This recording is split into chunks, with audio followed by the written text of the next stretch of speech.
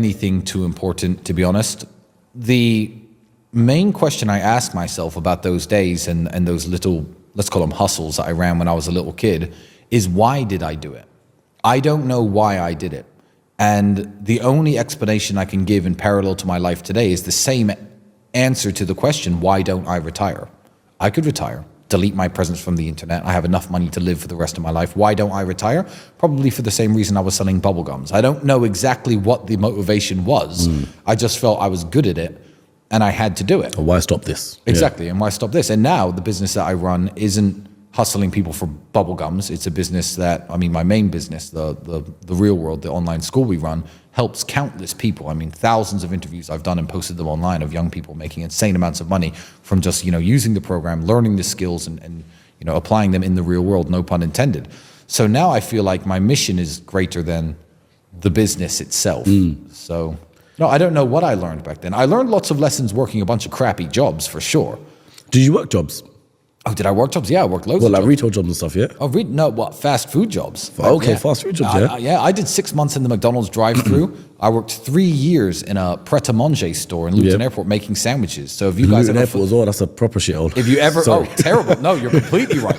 So if you ever fly from Luton Airport, just before you get to the departure gates, the ones on the left I know anyway, exactly what you're talking about, there's a big pret-a-manger store. When that first opened, I was one of their first members of staff at 15 years of age. I worked there for 3 years making sandwiches. So I've done the horrible jobs and I've done the fast food jobs. And it's those jobs, the real selling your time for money hour by hour, that teaches you the value of things.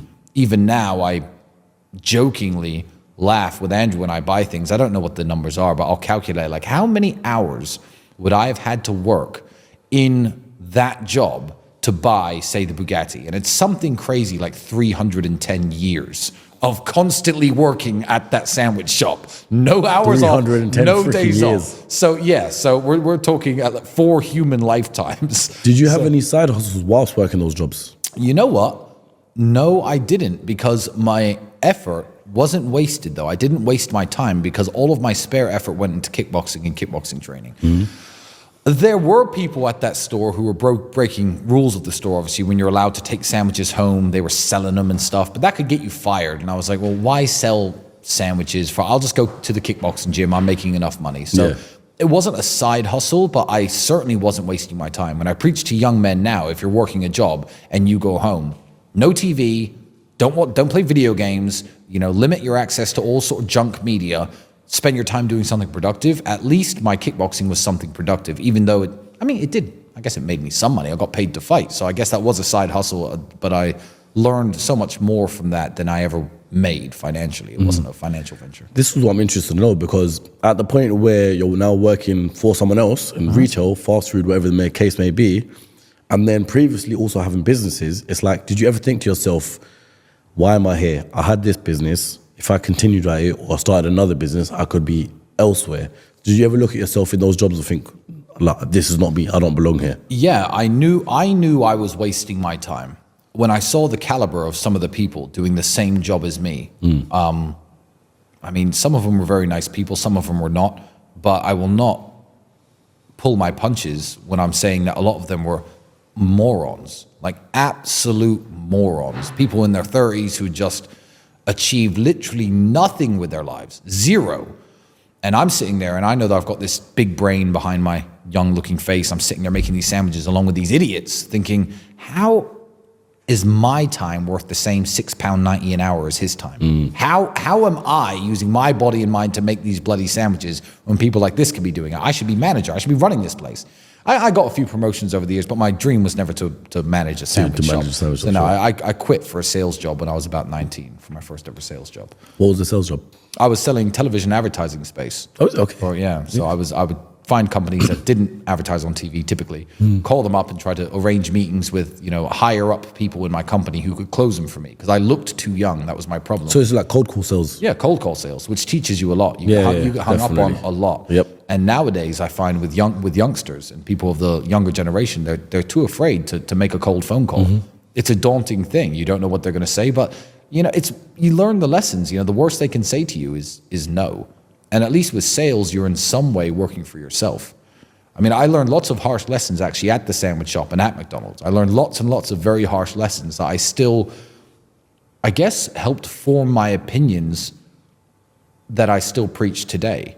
So I'm very glad I did it, because it makes me, it makes me, some people think I'm alienated from them. The man who's working in McDonald's right now, who may be listening to this podcast, may think, oh, why would I listen to him? He's worth over $1 billion. Might not seem relatable. Yeah, he hasn't got anything in common with me.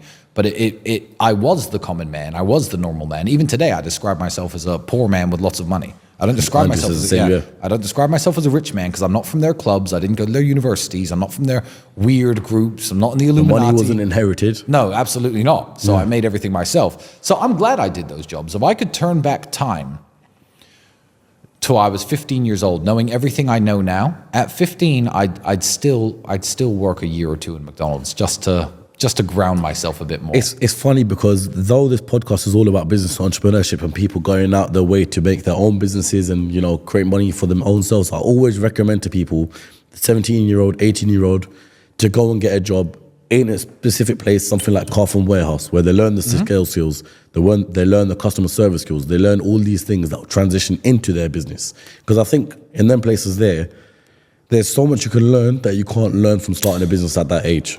No, you're completely correct. And you also learn how to be a boss. I remember, I'll share with you a quick story from my prep days.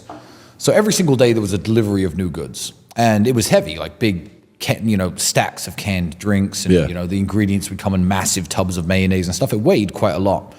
And a gentleman I used to work with was a big Slovak guy by the name of Blaže.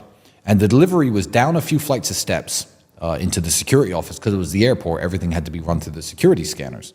And you used to have to put it in the lift, bring it up, and bring it into the kitchen. And every single night, delivery would call, and every single night, if you were working the night shift, you had to go and lift all this heavy stuff into the elevator. So one day, Blaže, I wasn't working, was working with 2 female members of staff on night shift, and the elevator broke. The elevator was broken. It happened in that airport. The elevator is probably 30 years old at the service entrance. Yep. And the manager, I guess, told him, well, the goods have to come upstairs. They have to be refrigerated. And Blaže, like a gentleman, I guess, and like an idiot, and I love him. He's still a friend. I still speak to him now. But back then, he certainly was an idiot. He was probably, 20 years old back then. He said, you know what? I'll carry it all up the stairs myself, because there were 2 female members of staff working. So he goes downstairs, picks up these heavy, 24 cans times 2. You're picking up 48 cans of drink at a time, running up these stairs. Took him 5 hours to complete the delivery. And he slipped a disc in his back.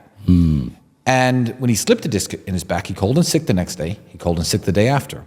And the manager, who I believe's name was Linda at the time, he complained to her saying, look, can I get sick pay for this? Because, I was injured at work doing this. And she was like, no, you can't. And he was like, why? Because when you are, first of all, initiated into any kind of crappy job, they train you how to do things. Yeah. So I remember signing a piece of paper where they train you how to lift things up. Yep. Bend your knees, lift through the back. And she was like, no, Blaže, you signed this. So any lifting injuries you get are your own fault. He saved the day and saved the delivery and saved the entire inventory of stock.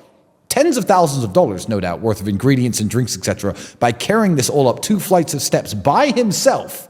Slipped a disc, and he was off work for maybe a month. They didn't pay him a single penny because he'd signed this stupid waiver saying, I know how to lift things. That's very different from what he was asked to do that night. And it just made me think, wow, big corporations don't actually care about you.